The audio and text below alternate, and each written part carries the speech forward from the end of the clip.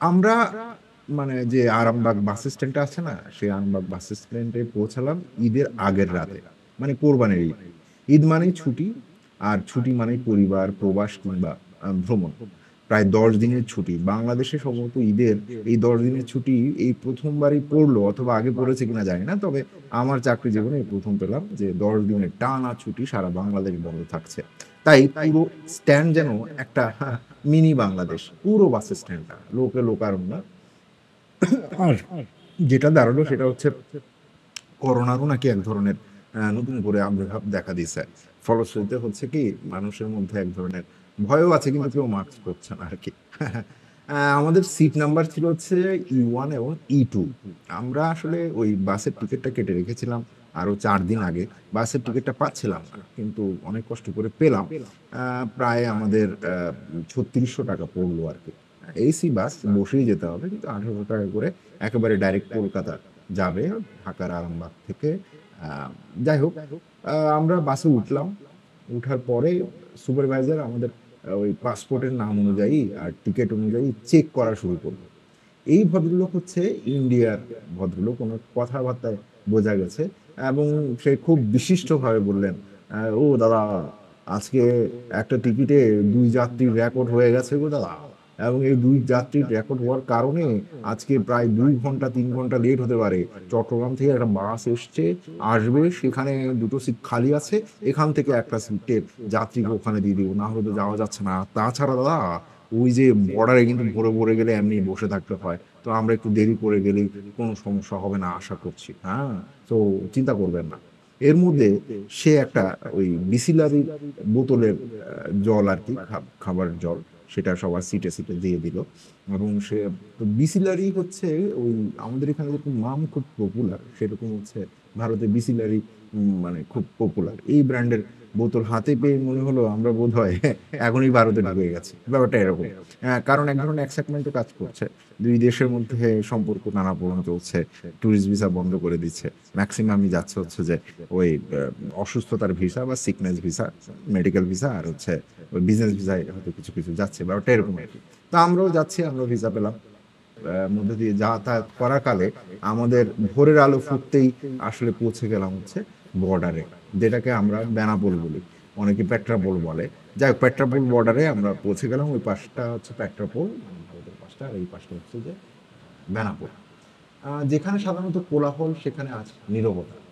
যেন মনে হচ্ছিল দুদেশের রাজনৈতিক নানাপোড়েনে মুখ বুজে বসে গেছে বর্ডারগুলো। বর্ডারের পুরো আশেপাশে যদিও আমরা ভিড় দেখছি, কিন্তু ওখানে বেশ আ দেখলাম হচ্ছে নিরিবিলি হয়ে গেছে। ব্যবসা-পাতি আসলে কমে গেছে স্বাভাবিকভাবে।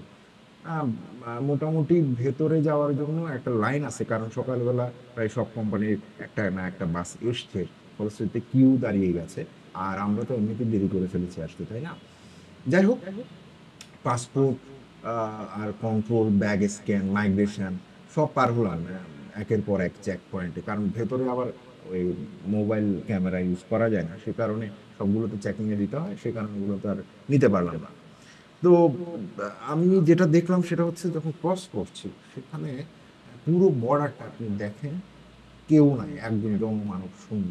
আমরা মানে ভারতীয় বর্ডারে যখন উঠলাম, হুম? যে মাঝখানে যে ওদের যে অফিসের এলাকা থাকে আরকি, সেই পয়েন্টে কোনো মানুষ নাই, দেখেন আপনি। একেবারে কোনো মানুষ নাই। যাই হোক, এরপরেও মাঝে মাঝে তারা একের অধিক মানে যে আগে যেরকম ২ টা ৩ টা চেকআপ ছিল, এখন হয়তো ৩ টা ৪ টা চেকআপ। সব স্টাফে, সব পুলিশ, ওখানকার মানে ওখানকার যারা বর্ডারের কর্মীরা আছে, তারা সবকিছু বারবার চেক করছিল। স্বাভাবিকভাবে দেশের সবাই চেক করছিল, এবং শেষ পর্যন্ত আমরা ভারতে প্রবেশ করলাম। ওখানে ঢোকার পরে দেখলাম যে এক ধরনের আগোছালো, আর এমনিতেই তো প্রচুর গরম পড়ছে। তো সেই গ্রামীণের একটা পরিবেশ এখনো রয়ে গেছে। আমি ২০ বছর আগে যেরকম দেখেছিলাম, ওপারে যাওয়ার পরে ঠিক ২০ বছর পরেও সেইম রকম দেখছি আরকি। এবং সেখানে ছোট্ট একটা ভাটির মতো দোকান আছে। সেখানে আমরা ওই নাস্তা করলাম। হুম? ওইখানে ৩ জন মানুষ, ওরা পুরো ফ্যামিলি মনে হয় ওই দোকানটা চালায়।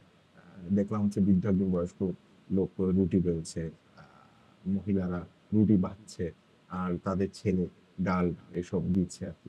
তো সেই গ্রামীণ নাস্তা রুটি, ডাল আর ঠান্ডা, একেবারে ঠান্ডা টিউবওয়েলের জল দিয়ে পুরো মুখ টুক ধুয়ে ফেললাম। এবং খুব আরাম পেলাম, যেন আত্মার খাবার।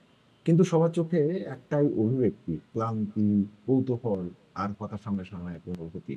যেন মনে হচ্ছে আমরা মানুষ নই, পৃথিবী এত দ্বিখণ্ডিত কেন?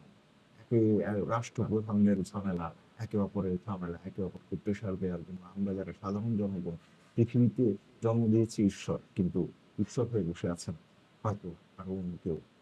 যাই হোক, সেটা ভিন্ন বিষয়। যশোর রোড দিয়ে পড়ে পুরনো বিশালাকার গাছগুলো, প্রতিটি গাছ 1971-এর সাক্ষী। প্রতিটি গাছ শত বছরের, শত শত বছরের পুরনো। এই গাছগুলোকে দেখলে মনে হয় যেন পৃথিবী সমস্ত সুন্দর এখানে এসে ঝাঁপিয়ে পড়েছে। এই গাছের ছায়াতে হাজার হাজার শরণার্থী পাড়ি দিয়েছিল জীবন বাঁচানোর আশায়। আজও সেই গাছগুলো দাঁড়িয়ে আছে, কিন্তু কিছুটা ক্লান্ত, কিছুটা নির্জীব। আপনি কি জানতেন এই রোডটা নিয়ে বিখ্যাত কবি অ্যালেন গিন্সবার্গ একটা কবিতা লিখেছিলেন? যাই হোক, সেই কবিতাটা আমি না হয় পরে শোনাবো। এর মধ্যে বর্ডার থেকে কলকাতার পথে দুপুর হয়ে গেল। হাইওয়ের পাশে, হাইওয়ে মানে হচ্ছে ছোট্ট হাইওয়ে, মানে একসাথে দুটো বড় গাড়ি চলতে কষ্ট হয়, সে কারণে পুরো রাস্তা জুড়ে জ্যাম থাকে। বর্ডার থেকে কলকাতার পথে দুপুর কুয়াতে আমরা হাইওয়ের পাশে একটা খাবারের হোটেলে থামলাম। সেই সময়কার খাবারের হোটেল। তো হোটেলের পাশে পাথরের মূর্তি বানাচ্ছেন কিছু শিল্পী। ঠুক ঠুক ঠুক ঠুক শব্দ হচ্ছে, কারণ পাথর ভেঙে, একেবারে সাদা পাথর ভেঙে ভেঙে মানে নিখুঁতভাবে মূর্তি তৈরি করছে। লোকনাথের মূর্তি, বিভিন্ন ঈশ্বরের মূর্তি, বিভিন্ন বড় বড় রাজনৈতিক নেতাদের মূর্তি এখানে তৈরি করছে। এই একটা দৃশ্য যেন সংস্কৃতি আর সাধনার মিলন। আর আমাদের খাবার, খাবার ছিল হচ্ছে মুরগির ঝোল, ভাজা পাঁপড় আর ডাল, কিছু সবজি। সেই সাথে ভরপুর চা, দই খেয়ে আহ, মোটামুটি এই কলকাতার একটা খাবারের টেস্ট আমরা পেয়ে গেলাম। সত্যি বলছি, এরকম খাবার কলকাতায় গেলে মিস করবে না, কারণ এই যশোর রোডে যে সমস্ত দোকানগুলো থাকে, এই দোকানগুলোতে খেতে কিন্তু খুব ভালোই লাগে আর কি। আর খরচও মোটামুটি কমই। তবে এখন দেখলাম যে খরচ অনেকখানি বেড়ে গেছে, কারণ 150 টাকার উপরে খাবার। যাই হোক, আমরা চলতে শুরু করলাম আবার। মাঝপথে বাচ্চাদের, একটা ছোট বাচ্চা প্রচন্ড কান্নাকাটি করছিল। যাই হোক, তারপরেও গেলাম। গরম যদিও, তবু আমরা অনুভূতি হচ্ছিল না, কারণ বাসের এসিটা মোটামুটি ভালোই ছিল। শেষমেশ পৌঁছালাম কলকাতার ভেতরে ঢুকে মার্কুজ স্ট্রিটে, যেখানে সাধারণত সমস্ত বাসগুলো থামে আর কি। ঢাকা বা বাংলাদেশ এবং ভারতের বাসগুলো এখানেই থামে। এটা ওই মার্কুজ স্ট্রিট হচ্ছে কলকাতা নিউ মার্কেটের আশেপাশে। সেখানেই আমরা দাঁড়ালাম। বাংলাদেশি টাকা চেঞ্জ করে নিলাম ভারতীয় রুপিতে। 1 রুপিতে মোটামুটি মানে আমরা পেলাম হচ্ছে 68 টাকা করে, 68 টাকা 20 পয়সা করে পেলাম। তারপরে ট্যাক্সিতে উঠে রওনা দিলাম পার্ক স্ট্রিটে হোটেলের দিকে। কারণ আমরা আসলে এই জায়গায় থাকতে চাচ্ছিলাম না, মার্কুজ স্ট্রিটে, কারণ এখানে একটুখানি ক্রাউড থাকে। আর পার্ক স্ট্রিটটা হচ্ছে কলকাতার সবচেয়ে প্রাণকেন্দ্র। এই বিষয়ে কিন্তু আমি অলরেডি ভিডিও তৈরি করেছি, যে হোটেলে ছিলাম, একটা খুব ফ্যান্টাস্টিক একটা হোটেলে ছিলাম। ওখান থেকে সব জায়গায় আসা যাওয়ার খুবই সহজ। সে কারণে এই পার্ক স্ট্রিটের এই হোটেলটাতে ছিলাম। আমি ডেসক্রিপশন বক্সে লিঙ্কটা দিয়ে দিয়েছি। মাত্র 4 মিনিটের পথ। ওই 4 মিনিটেই বুঝতে পারলাম হচ্ছে মার্কেট স্ট্রিট থেকে পার্ক স্ট্রিট দূরত্ব ট্যাক্সিতে 4 মিনিট, আর হেঁটে গেলে 7-8 মিনিট, 9 মিনিট লাগে আর কি। ওই 4 মিনিটে বুঝলাম কলকাতা আলাদা, কিন্তু একেবারে অচেনা না। এই শহরের ঘানে আছে চেনা মানুষের গল্প। 5 তারিখ সকাল আমরা উঠলাম একটা অসাধারণ হোটেলে। হোটেলের নাম, লোকেশন, রুম টুর সবকিছুই ভিডিওতে থাকছে, বিস্তারিত জানুন ডেসক্রিপশন বক্সে। চাইলে আমি পরবর্তী ভিডিওতে hotel review, park street explore অথবা নতুন কিছু শেয়ার করবো, তাই কমেন্ট করে জানিয়ে দিন। ভিডিওটা যদিও আপনার ভ্রমণ প্রেমী হৃদয়কে ছুঁয়ে থাকে, তাহলে একটি লাইক দিতেই পারেন। সবচেয়ে গুরুত্বপূর্ণ কথা কি, কমেন্ট করে জানাবেন আপনি কবে গেছেন বেনাপোল বর্ডার দিয়ে কলকাতায়। আর চ্যানেলটা সাবস্ক্রাইব করে রাখুন, কারণ সামনের ভিডিওতে থাকছে আরো অনেক কিছু, আরো অনেক অনেক অজানা কিছু এই সময়টাতে আমরা দেখাবো। ভ্রমণ শুধু স্থান পরিবর্তন নয়, এই সময় স্রোতে নিজেকে খুঁজে পাওয়ার যাত্রা।